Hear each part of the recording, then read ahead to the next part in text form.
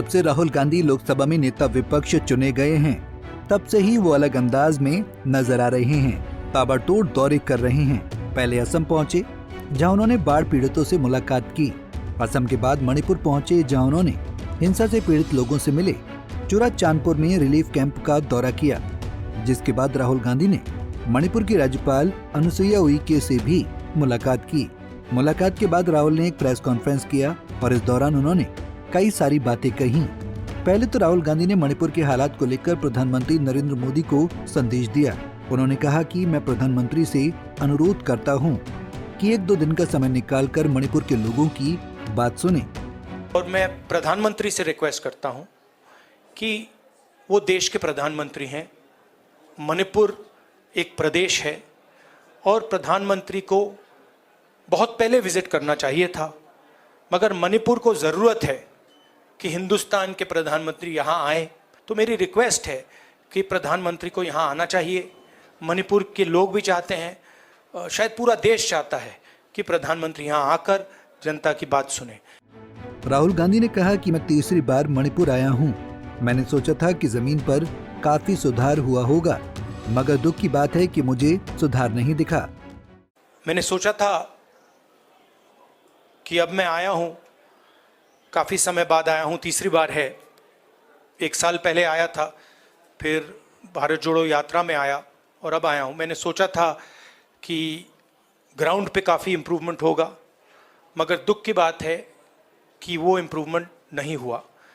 बीते 1 साल से ज्यादा का समय बीत गया है। मणिपुर जल रहा है, मणिपुर सुलग रहा है और सुलगते मणिपुर के साथ सुलग रही है हिंदुस्तान की सियासत। राहुल गांधी के मणिपुर दौरे पर बीजेपी ने सवाल खड़ा किया।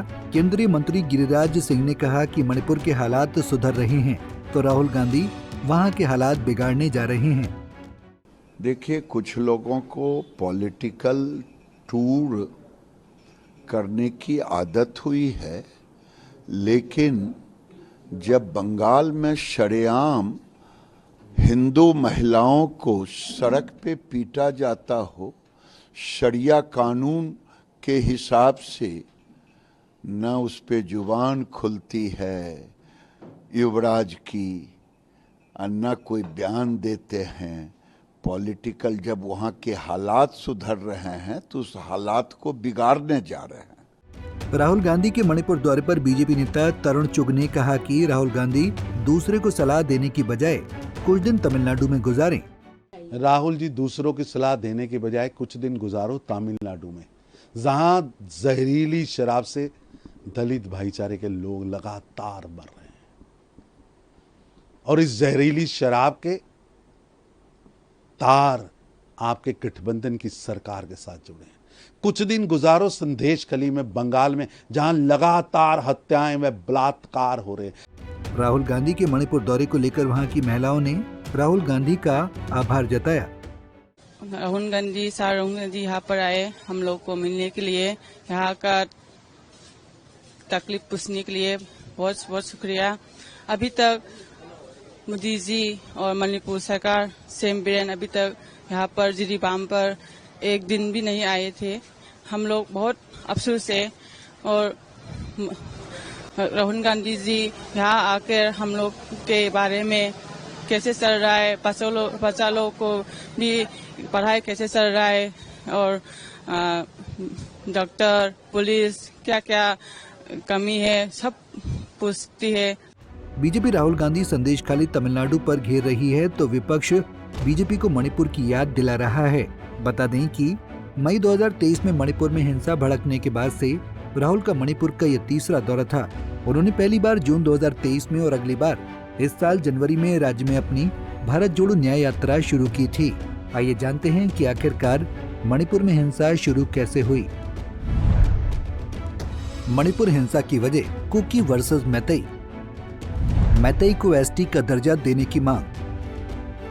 नागा कुकी मैतेई को एसटी का दर्जा देने के विरोध में अपनों को मिनटों में गवा देने का दर्द आज कोई मणिपुर की जनता से पूछे।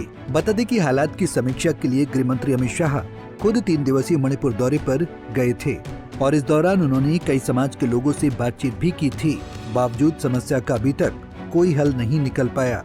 आज मणिपुर के हर आवाम के मुंह से एक ही शब्द निकलता होगा कि मेरी भी सुन लो साहब, हम मर रहे हैं। हमारी शांति के टापू मणिपुर को किसी तरह बचा लो, वरना हम बर्बाद हो जाएंगे। लेकिन सबसे बड़ा सवाल यही है कि मणिपुर के हालात कब सुधरेंगे? मणिपुर की बर्बादी का कौन जिम्मेदार है? Bureau report, Punjab Kesari TV. हमसे जुड़े रहने के लिए हमारे YouTube चैनल को सब्सक्राइब करें और नई वीडियो की नोटिफिकेशन के लिए बेल आइकॉन को दबाएं।